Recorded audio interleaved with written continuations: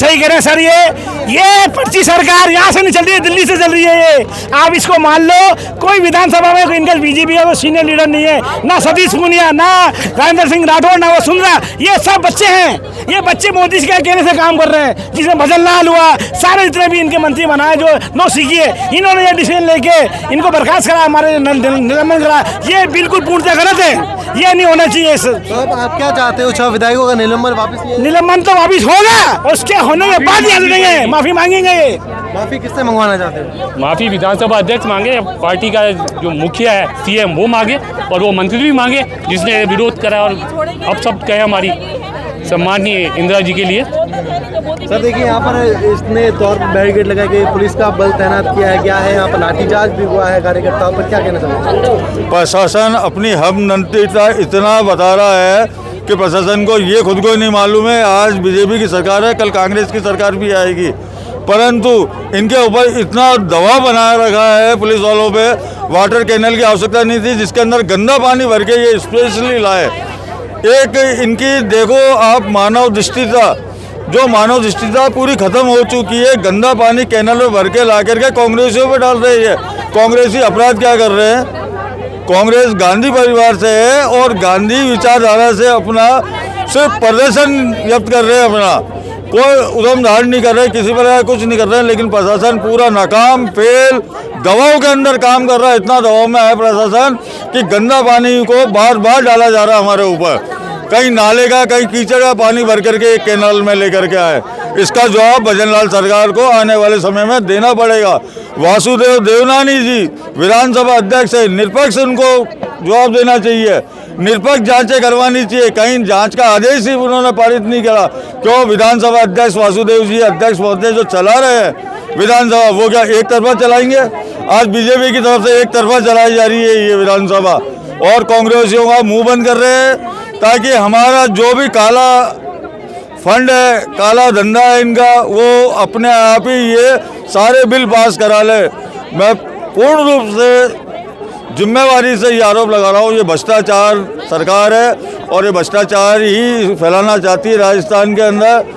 ये शांति से नहीं बैठने देगी किसी को भी, कभी धर्म की आड़ लेगी, कभी भ्रष्टाचार की आड़ लेगी। पुराने कांग्रेसियों की भ्रष्टाचारियों की आड़ ली इन्होंने। ये खुद क्या कर रहे हैं उसका जवाब नहीं दे रहे आज तक कि हमारी सरकार ने ये उपलब्धि कर दी। कांग्रेस की उपलब्धियां गिना रहे कि इन्होंने ये कर दिया, हम इसको वो खत्म करेंगे, इसको ये खत्म करेंगे। अरे तुम नया क्या कर रहे हो वो बताया जाए हमारे को भजनलाल सरकार द्वारा।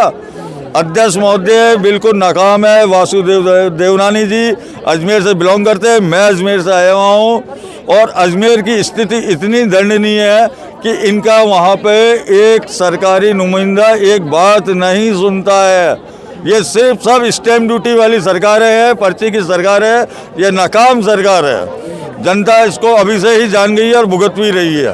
बिल्कुल, आप कार्यकर्ताओं का कहना सुना। यहाँ के हालात देखिए, अभी है जो कार्यकर्ता यहाँ पर बिखर चुके हैं, वाटर कैनन का प्रयोग किया गया और उसके बाद लाठीचार्ज भी की गई। जी जी, आज जिस तरीके से आप सब मीडिया के साथियों ने यहाँ देखा होगा, पुलिस का जो रवैया था वो बहुत ही निंदनीय था। ये सरकार के इशारे पर जिस तरीके से कार्यकर्ताओं के ऊपर दुर्भावनापूर्वक लठ चलाना, लाठीचार्ज करना, मेरे पेट में यहाँ भी लगी है, यहाँ भी लगी है। ये चलो कार्यकर्ता, मैं एक आज़ाद देश का आज़ाद नागरिक हूँ, हमें विरोध का पूरा अधिकार है। अगर हमारे दिवंगत नेता के खिलाफ इस तरीके की अनर्गल बयानबाजी अगर सत्ता पक्ष के मंत्री द्वारा की जाती है तो विरोध करना स्वाभाविक है। उस विरोध में कार्यकर्ताओं के ऊपर इस तरीके से दुर्भावना पूर्वक राजनीतिक द्वेषता की वजह से भाजपा सरकार के इशारे पर इस तरीके से लाठीचार्ज करना, वाटर कैनन की बौछारें करना, ये बहुत ही निंदनीय है। पुलिस प्रशासन को नौकरी करनी है, उनको सरकार की सुननी पड़ेगी, लेकिन ये भी तो कार्यकर्ता हैं, ये भी विपक्षी पार्टी जिसके 70 विधायक हैं उस पार्टी के कार्यकर्ता हैं, और ये सब अपने नेता के अपमान का बदला लेने के लिए यहाँ आए हैं, सरकार से सवाल पूछने के लिए आए हैं। इन सब हालातों में इनके साथ में जिस तरीके से हुआ, वाटर कैनन का पानी खत्म हो गया है और ये भजनलाल सरकार का जमीर खत्म हो चुका है। लेकिन ये कांग्रेस पार्टी के कार्यकर्ता हैं, इनके जमीर को भी है ना हम ललकारेंगे, इनसे सवाल भी पूछेंगे, इनसे लड़ेंगे भी। और जब तक हमारे दिवंगत नेता पे जिस मंत्री ने जो अनर्गल टिप्पणी की है, जब तक वो मंत्री माफ़ी नहीं मांग लेते हैं, जब तक हमारे विधायकों का, हमारे ऊर्जावान अध्यक्ष गोविंद सिंह जी डोटासरा साहब का जब तक निलंबन रद्द नहीं होता है, जब तक कांग्रेस पार्टी का हर एक कार्यकर्ता ईंट से ईंट बजा देगा।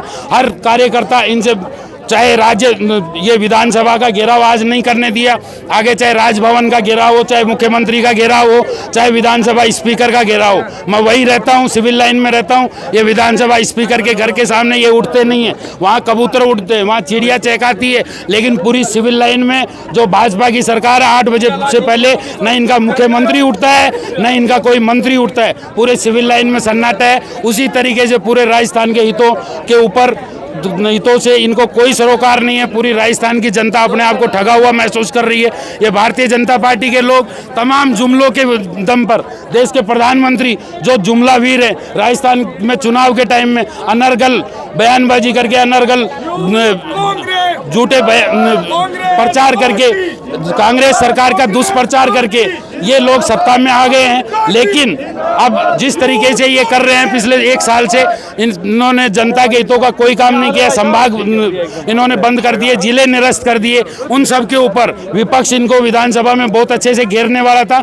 उस विपक्ष के घेराव से बचने के लिए ये तमाम मंत्री इस तरीके के बयानबाजी करके विपक्ष को गुमराह करके आंदोलन के लिए प्रेरित कर रहे हैं, जो बहुत ही और भी तस्वीरें सब देखेंगे। यहाँ पर देखिए आप किस तरीके से वाटर कैनन का प्रयोग किया गया, लाठीचार्ज की गई और बाद में यहाँ पर कार्यकर्ता है जो यहाँ से निकल चुके हैं। आगामी तस्वीरों के लिए जुड़े रहिए द खटक से। मैं आपका साथी राजेंद्र सिंह, शुक्रिया।